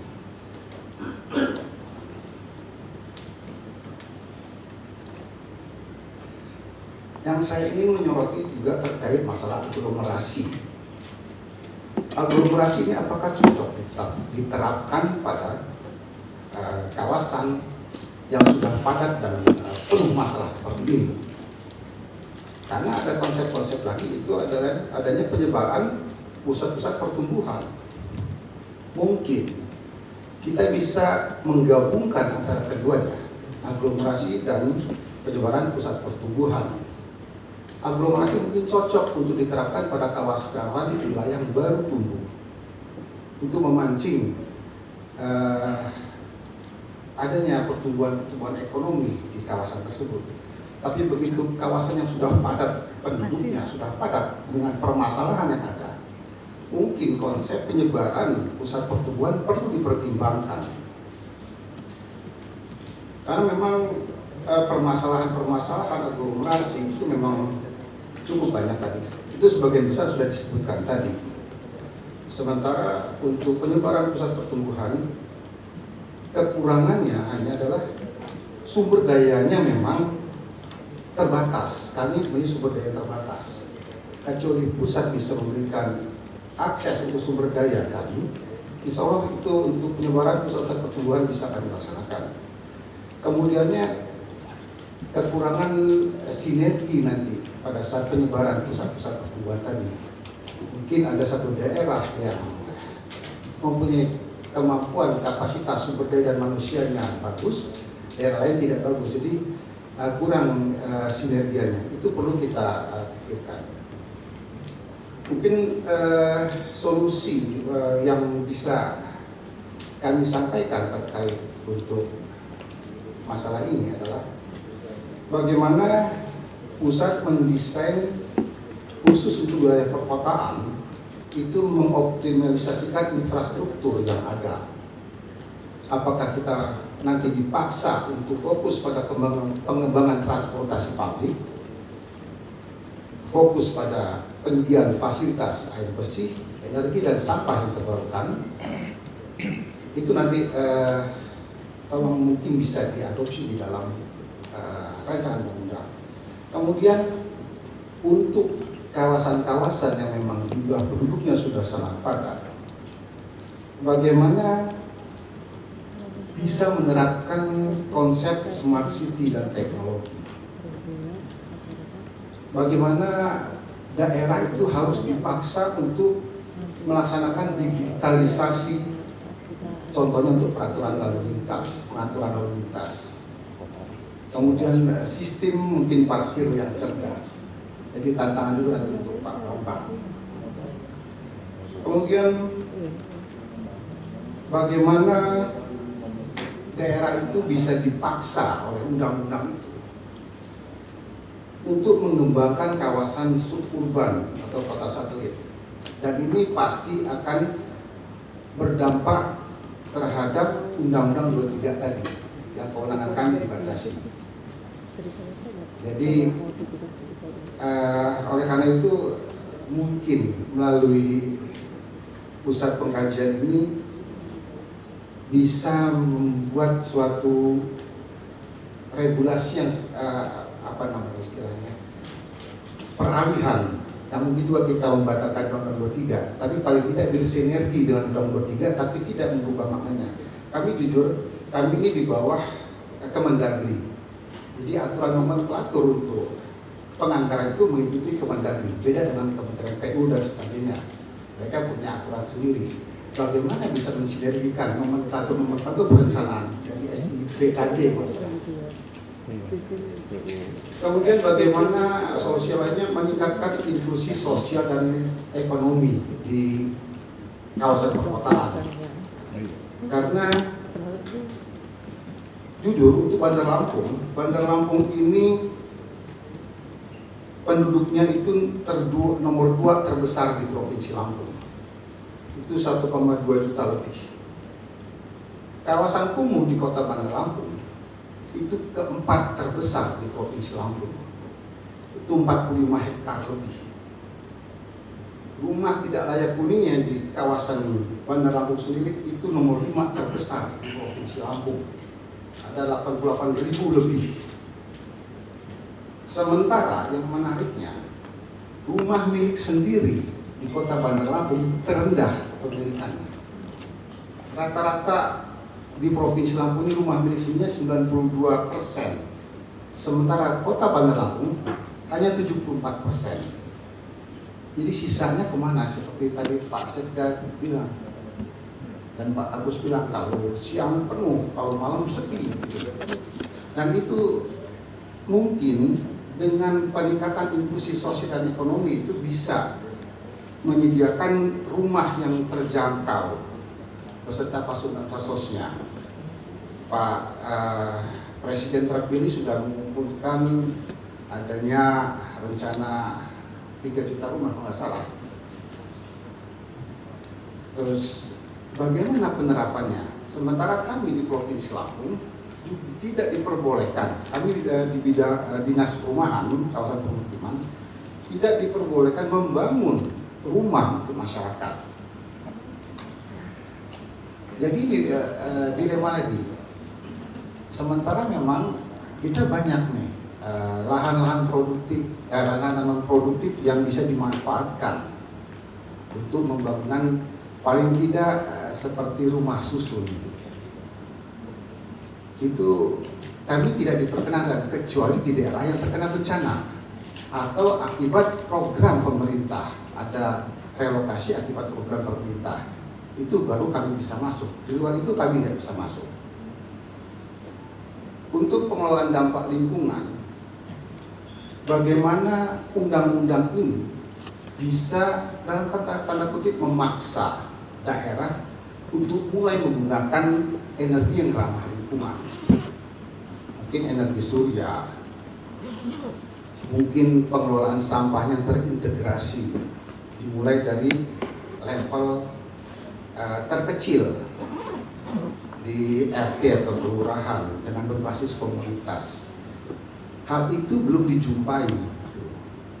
Mungkin harapan kami undang-undang ini bisa memaksa pemerintah provinsi maupun kabupaten kota untuk melaksanakan hal-hal yang menuju kota-kota yang tadi disebutkan oleh Pak Kapus. Impian kita seperti itu ke sana. Mungkin itu Ibu pimpinan sekilas curhat kami. Semoga undang-undang ini bisa menjadi solusi bagi kami di provinsi terutama untuk bisa membantu teman-teman di kabupaten kota khususnya, dan juga nanti rencana pengembangan metropolitan Bandar Lampung Raya. Terima kasih. Assalamualaikum. Tempat yang ada mic-nya di depan Pak, maju Pak. Baik, terima kasih Ibu Minarti, yang kami hormati Pak Sekda, Bapak-bapak dari DPD, dan Bapak dan Ibu sekalian yang hadir pada kesempatan ini. Saya mewakili Ibu Kabar, beliau berhalangan hadir. Saya sendiri duduk di Bapeda sebagai Kepala Bidang Perencanaan, Anggaran dan Evaluasi Pembangunan Daerah. Dalam kesempatan ini ada beberapa hal yang bisa kami sampaikan terkait dengan rencana penyusunan rancangan undang-undang tentang perkotaan. Kami dari kota kebetulan ada beberapa utusan dari dinas Perkim, dari dinas perhubungan, dan dari beberapa dinas terkait. Dari kami sendiri kami menyoroti bahwa tujuan di berlakukannya atau dirancangnya undang-undang ini tentu saja agar perkotaan kita dapat tumbuh dan berkembang sesuai dengan yang kita harapkan. Nah, berkaca dari permasalahan perkotaan yang ada sekarang, kami melihat bahwa dalam perkembangannya Kota Bandar Lampung sendiri masih menghadapi berbagai permasalahan, terutama terkait dengan bagaimana meningkatkan kota ini bisa menjadi tempat bermukim bagi warganya yang benar-benar mendukung untuk hidup yang nyaman, yang layak, yang bagus-bagus di dalam hal ini. Nah, beberapa permasalahan yang kita hadapi sampai hari ini, sampai saat ini kita masih menghadapi masalah persampahan. Jadi Kota Bandar Lampung sendiri mungkin bisa menyelesaikan, tetapi akan lebih baik kalau ini di dalam skala yang lebih luas, karena penduduk dari Kota Bandar Lampung itu bukan hanya warga Bandar Lampung. Seperti disampaikan tadi, hanya kalau di pagi hari di kawasan Jatimulyo itu lalu lintasnya begitu besar, begitu banyak orang-orang yang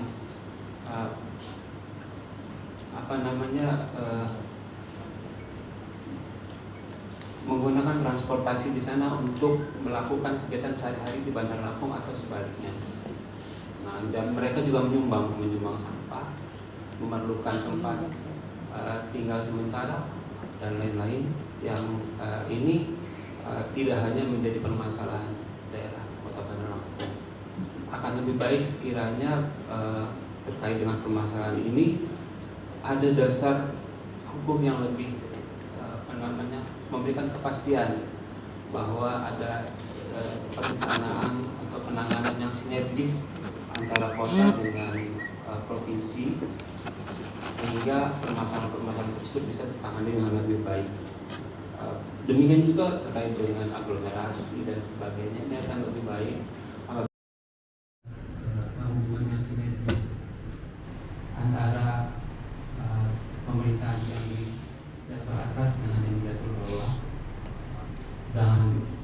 koordinasi dari pemerintahan provinsi.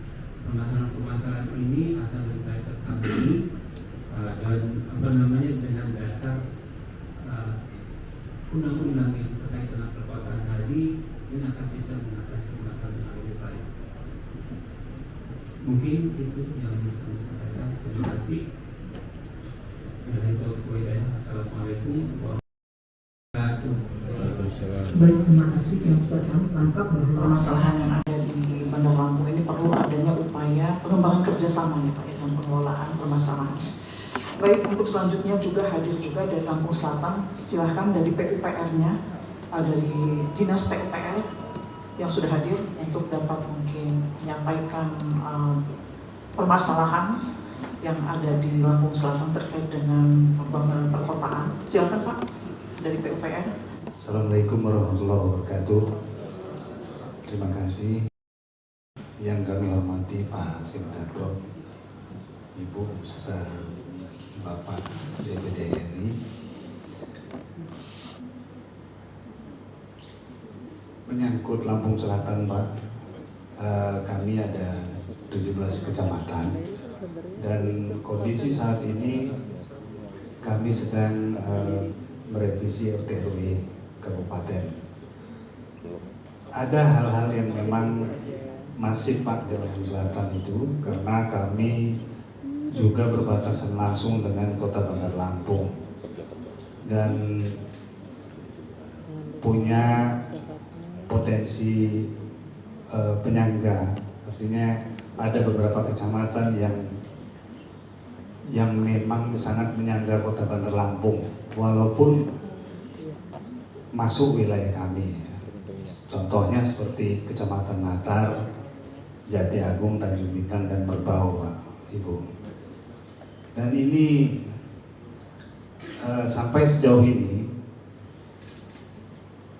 banyak sekali permukiman baru, perumahan baru yang penduduknya mungkin banyak bekerja di Bandar Lampung, mungkin punya investasi, membangun di wilayah-wilayah kami, dan itu sangat masif. Dan ini banyak sekali yang masuk atau mungkin mengganggu area pertanian.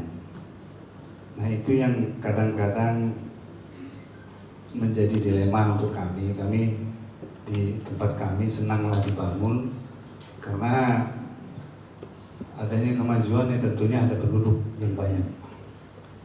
Awal mula perkembangan kota tentunya penduduknya pesat, sehingga itulah ada daya tarik pelaku usaha untuk membuka lahan-lahan baru. Satu itu, Ibu, Bapak. Kemudian kami juga banyak berproduksi. Nah ini yang kadang-kadang malah menjadi kendala karena warga-warga tanpa terkendali itu masuk wilayah-wilayah kami di yang hutan produksi. Nah itu bahkan menjadi desa-desa Pak. Jadi ada beberapa desa yang memang masuk hutan produksi tapi menjadi desa. Nah itu yang menjadi kendala. Kami juga dituntut membangun jalan, bangun fasilitas kesehatan, pendidikan, namun masuk hutan produksi. Nah itu kedua Pak. Dan ketiga mungkin tadi disebutkan masalah odol, dan kami memang di beberapa wilayah seperti Natar dan Jati Agung itu banyak sekali kendaraan odol masuk di jalan, bahkan jalan desa, jalan kabupaten, karena mungkin warganya banyak, mungkin mata pencariannya supir Pak. Nah itu yang saat ini sangat masif, artinya kami juga dituntut untuk banyak membangun, tapi ya kondisi seperti itulah ada isu di wilayah kami. Mungkin saya kira itu Bapak Ibu. Terima kasih. Assalamualaikum warahmatullahi wabarakatuh. Terima kasih Pak dari Lampung Selatan.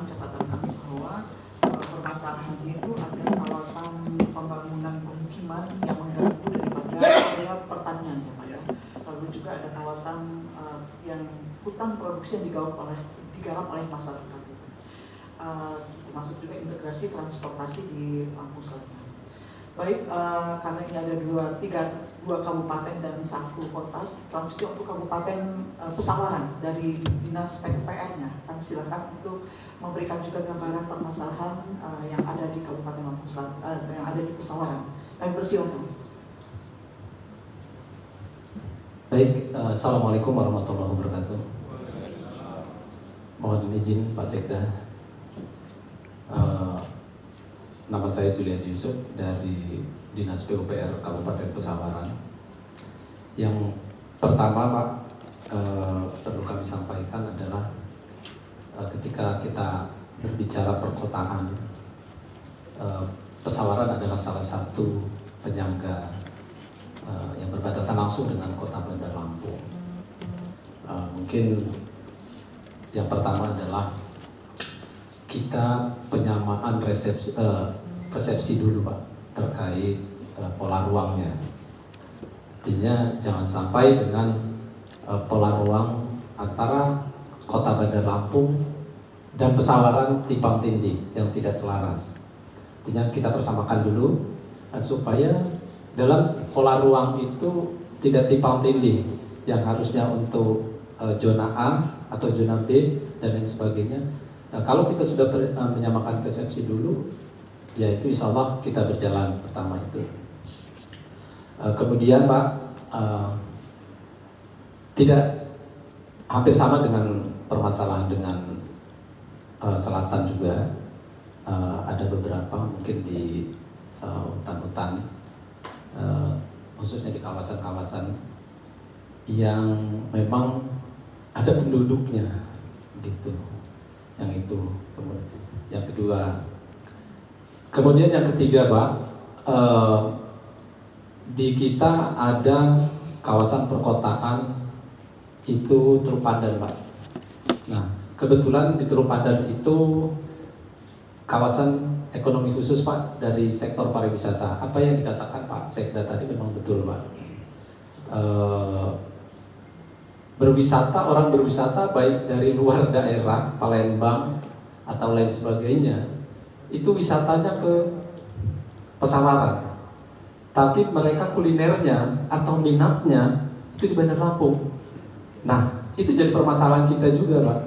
Sedangkan mereka senang-senangnya di sana, berbahagianya di sana, tapi melempar ekonomi keuangannya di Bandar Lampung. Nah, itu satu kendala juga bagi kami gitu di Pesawaran. Mungkin kami berharap adanya aturan atau kerjasama khusus mungkin di bidang UMKM-nya gitu kan. Jadi agar supaya terarah antara di Pesawaran dan Bandar Lampung itu sama-sama bisa menikmati dari hasil orang berwisata itu sendiri. Pak, jadi mungkin itu. Kemudian perlu kita ini juga bahwa di Pesawaran juga sebetulnya sudah ada di Teluk Pandan itu hotel bintang 5 itu, Geo Marriott namanya Pak. Ya sebetulnya itu sudah ada juga di Pesawaran. Nah mungkin karena itu adalah hotel kelas, ya mungkin jadi bahan pertimbangan juga untuk para wisatanya, untuk yang berwisatanya kalau untuk ke situ. Nah, itu juga salah satu mungkin tantangan kami di Pesawaran. Nah, artinya mungkin ada sebangsa masukan-masukan yang lebih untuk kami seperti apa. Terkait dengan wisata di Teluk Pandan juga Pak. Kenapa di daerah lain seperti Bali dan sekitarnya itu maju Pak pariwisatanya? Karena berbeda, polanya berbeda. Mungkin secara umum di Lampung dengan di Jogja atau di Bali itu beda polanya. Kalau di Bali itu mereka masuk gratis. Nah bayarnya, yaitu mereka belanja itulah bayarnya. Nah kalau di Lampung ini berbeda polanya, khususnya di Pesawaran. Masuknya dulu yang bayar, masuk wisatanya bayar. Nah baru belanja-belanja atau lain sebagainya. Nah itu yang membedakan sebetulnya. Nah mungkin itu juga salah satu tantangan bagi kami Kabupaten Pesawaran, Pak. Mungkin itu sementara Bapak Ibu. Mungkin kalau ada hal lain yang bisa ditambahkan oleh yang lain mungkin nanti. Karena kami ada beberapa OPD juga, Bu. Demikian, Assalamualaikum warahmatullahi wabarakatuh. Waalaikumsalam warahmatullahi wabarakatuh. Dari Pesawaran bisa kami catat bahwa sama ada kawasan hutan yang digarap oleh masyarakat ya Pak. Dan juga kami untuk dapat disarankan juga kerjasama antar kabupaten ya Pak semakin digiatkan antara kabupaten dan kota terkait dengan permasalahan-permasalahan yang muncul dalam pembangunan perkotaan ini. Baik Bapak Ibu sekalian, telah empat tadi narasumber kita yang sudah menyampaikan masukannya dan juga permasalahannya, dan untuk melengkapi daripada penjelasan ataupun permasalahan yang ada, kami mohon dengan hormat kepada Bapak Sekretaris Daerah Provinsi Lampung untuk dapat melengkapi ataupun menyampaikan arahannya. Terima kasih. Assalamualaikum warahmatullahi wabarakatuh. Jadi Pak, tadi kita sudah banyak mendengar curhat dari teman-teman. Ya itulah realita yang di lapangan Pak, tentang sampah, ya, tentang perubahan, tentang lalu lintas dan lain-lain. Angkutan umum itu adalah realita yang mungkin terjadi di sebagian besar wilayah kota. Nah, terkait dengan rancangan undang-undang tentang perkotaan, mungkin kami beri catatan pertama, kalau judulnya tentang perkotaan, berarti bukan tentang kota. Kalau kota itu internal kota, perkotaan berarti sistem perkotaan. Ini lebih komplikated sebetulnya. Jadi yang kita atur itu skupnya apa aja gitu. Mungkin kita tidak lagi mengatur tentang teknis mengolah sampah yang 3R tadi, karena sudah ada undang-undang tentang sampah. Tidak mengatur lagi tentang perumahan, karena perumahan sudah ada undang-undang. Tapi mungkin setingkat di atasnya, bagaimana mengintegrasikan sebuah kepentingan itu dalam wilayah perkotaan. Setelah itu juga kita mesti melihat juga tentang kewenangan. Kewenangan kan sudah diatur melalui undang-undang pemerintahan daerah, ada undang-undang yang lain. Saya kira kalau kita ingin membuat tentang yang mengatur perkotaan ini tidak bisa terlepas dari kewenangan dan bagaimana konsep-konsep kerjasama sebetulnya. Karena masing-masing kota tadi sudah kita tahu ada yang bersifat otonom. Kalau otonom kan jelas kewenangannya di wilayah otonom. Tapi begitu dia udah border gitu, itu sudah harus mekanisme kerjasama. Saya kira mekanisme kerjasama ini menjadi sangat penting yang mesti kita atur dalam kota. Sebab berdasarkan catatan, mungkin saya belum tahu, tapi mungkin kita mesti mencari ada best practice yang bagus gitu Pak. Itu sudah berhasil gitu, bisa menyelesaikan persoalan gitu. Bagaimana interaksi antar kota otonom gitu dengan daerah sekitarnya itu bisa berhasil menyelesaikan persoalan. Karena persoalan ini kan selalu berkembang gitu. Kita bikin undang-undang 10 tahun yang lalu, sekarang belum tentu dia bisa menjawab semua kebutuhan yang harus kita atur, karena persoalannya semakin banyak, semakin berkembang dan lain-lain. Yang penting tadi kalau kita simak dari teman-teman dari keluar ada beberapa persoalan. Mungkin di undang-undang ini nanti ada pasal-pasal yang mengatur yang sifatnya mencegah, yang tidak boleh, negativis, tidak boleh ini itu. Gitu. Dan ada juga pasal-pasal yang mengatur yang sifatnya mensupport, memberikan insentif. Gitu. Mungkin harus ada itu. Setelah itu, agar kota ini bisa terkendali dengan baik, kan tentunya harus ada skema pengendalian pembangunan. Nah, skema pengendalian pembangunan itu bisa melalui skema perizinan, bisa melalui skema tarif, bisa melalui skema insentif. Skema perizinan misalnya IMB, izin bangunan. Bisa nggak kita buat pengaturan? Kewajiban pemerintah untuk melakukan pengendalian melalui perizinan itu tidak boleh ditargetkan sebagai PAD. Sebab kalau target PAD, dia jadi bias. Fungsi pengendaliannya jadi bias, gitu. Berarti ada target PAD-nya,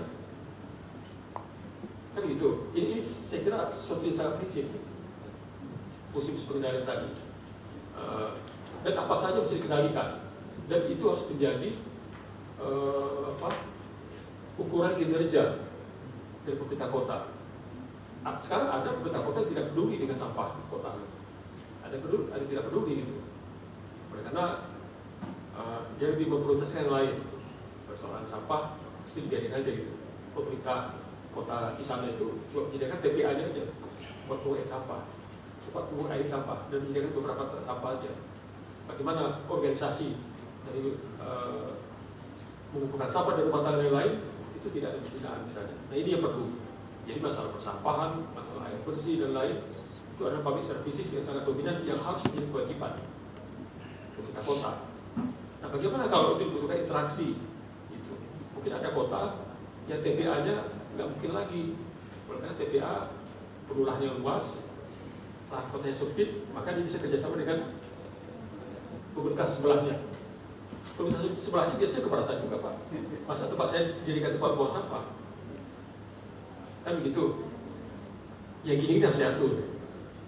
Kalau enggak, ya repot gitu ya. Setelah itu, nah di sini tadi harus ada hal-hal yang harus dikerjasamakan manakala pemerintah suatu kota tidak bisa menyelesaikan sendiri.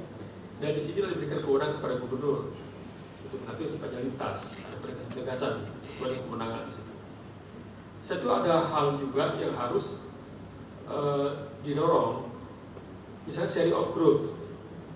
Jangan sampai pertumbuhan yang menikmati buahnya ekonomi hanya kayak tadi pesawaran bilang, hanya Bandar Lampung saja, mereka tidak dapat. Sedangkan resources-nya menggunakan situ.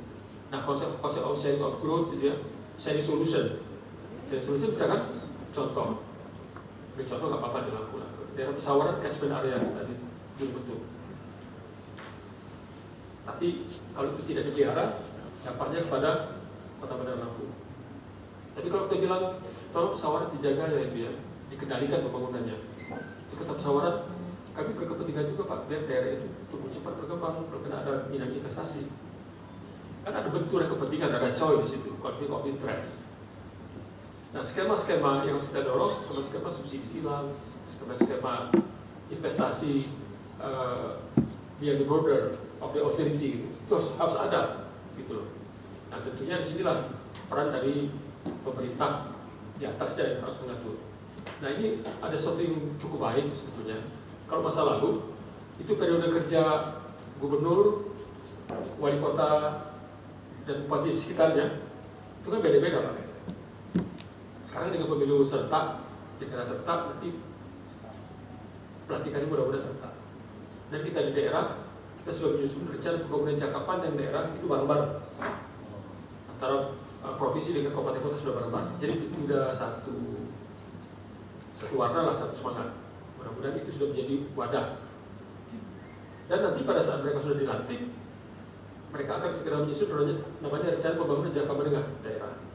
Dan saya minta teman-teman Bapeda saat ini itu sudah memfinalkan konsep teknokratik dari RPJMD. Nanti begitu kepala daerah yang dilantik, itu tinggal ada proses partisipatori gitu, menampung kembali masukan dari masyarakat dan proses politik di Perda. Dan ini juga kami mintakan kepada Bapeda menyusun konsep-konsep teknokratik RPJMD itu sudah bareng-bareng. Jadi sangat berpeluang kita sebetulnya di awal masa jabatan gubernur, bupati, wali kota itu mereka segera merundingkan kerjasama-kerjasama yang diperlukan. Sangat berpeluang. Apalagi kalau di dokumen-dokumen RPJP itu sudah tertulis beberapa target-target kerjasama antar wilayah. Itu menjadi solusi Pak. Tentang rumah rakyat, kita mesti tegas juga, gitu ya. Sebab kalau landed housing, rumah ini atas tanah, landed housing ya, itu rakus lahan. Singapura itu nggak akan bisa menjadi hebat begitu kalau mereka tidak memaksa penduduk kota Singapura itu naik ke tower, Pak. Bisa. Tempoh di Jakarta, kalau misalnya kalau Sukala itu mendorongnya apa itu 1000 tower atau berapa tower. Pemerintah memberikan subsidi perizinan dipermudah, semuanya dipermudah, sehingga kan banyak tower muncul tuh, seperti di Kalibata, di mana-mana itu. Itu disubsidi dengan luas satu unit itu sekitar tidak lebih dari 35 meter persegi, tidak lebih dari itu disubsidi. Saya kira itu jadi solusi. Sebab kalau itu tidak diatur, kan kota semakin meluas ke samping. Pekerja-pekerja itu nggak mungkin lagi memperoleh lahan di dalam kota, mahal. Pasti dia kepikir jauh-jauh tuh. Akhirnya dipikir Pak, terjadi urban sprawl, ya, mungkin tumbuh situ. Akhirnya lahan sawah kita habis, lahan apa yang harus jadi hijau juga habis. Dampaknya juga itu tadi pagi-pagi seperti lebah yang kalau desanya masuk ke kota macet. Sebetulnya bagi pekerja yang tidak upahnya tertentu rendah itu tidak boleh terlalu jauh dari tempat kerja, Pak. Kalau tempat terlalu jauh, maka transport cost-nya terlalu tinggi. Nah, terus waktu tempuhnya terlalu tinggi. Akhirnya apa? Sebagian besar dari pendapatannya habis di jalan. Jadi memang pekerja-pekerja itu harus lebih dekat tempat kerja. Makanya kalau kita di kota-kota besar di Korea, Singapura itu tower-tower itu di dalam kota dan dekat ke tempat kerja. Saya kira itu harus menjadi terobosan. Kalau enggak, ekonomi kita sulit, Pak. Gitu. Dan lahan kita semakin habis. Dan begini harus diatur, saya kira. Bisa nggak itu menjadi indikator kinerja juga bagi wali kota? Melakukan percepatan, mendorong orang dari host kepada rumah tower apartemen. Sebab lambat atau cepat pasti ke situ. Nah, kalau ini bisa berhasil kita manage, artinya ini teorinya Pak Bambang nih. Bagi tanah lintasnya kita ukur, Pak. Bagi tanah lintasnya. Oh, di kawasan ini ada sekian tower, ada sekian keluarga. Berarti bagi tanah lintas kita bisa ukur. Di mana origin destination-nya? Bisa kita dorong dari situ bagi transport masuk. Tapi kalau dengan kondisi sekarang ini repot mencari polanya, Pak. Oleh kenapa? Bagi kita itu tersebar. Pagi yang dari sini ke sana, yang dari sana ke sini, wah kacau lah itu. Kan sangat boros. Itu saya kira perlu ya. Satu lagi, ada sebagian kota yang tidak menyediakan fasilitas kan macam-macam ya, daerah bersih sampah, dan satu lagi pemakaman. Bandar Lampung nggak punya pemakaman yang disediakan oleh pemerintah, ada nggak? Akhirnya apa, Pak? Setiap kali real estate atau pengembang bikin ada 50 rumah, dia harus beli lahan makam juga untuk warga itu aja, Pak. Akhirnya apa? Waktu COVID-19 ada satu korban yang pertama tidak bisa dimakamkan di Bandar Lampung. Karena dia bukan penduduk Bandar Lampung, kalau mau dimakamkan di situ, oh itu punya masyarakat sana. Kita makamkan di sana, oh itu punya masyarakat sana. Pemerintah nggak punya pada saat itu. Ada best practice Kota Palembang saya lihat.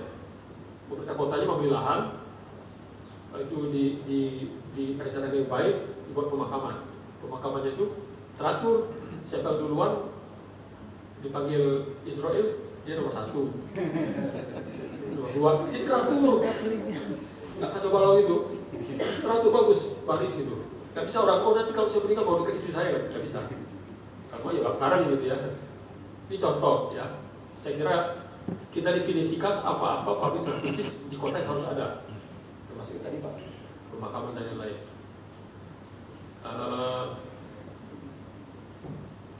Dan ini juga harus bisa didorong. Seperti Jakarta saya kira bagus. Polda Metro Jaya itu wilayah kerjanya tiap hari, kan termasuk Tangerang, Banten, itu. Nah mungkin bagi kota-kota yang sudah seperti itu, otoritas dari lembaga kepolisian juga tidak harus sama persis sebangun dengan wilayah otonomi pemerintah. Kalau itu diperlukan, jadi dimungkinkan itu Pak.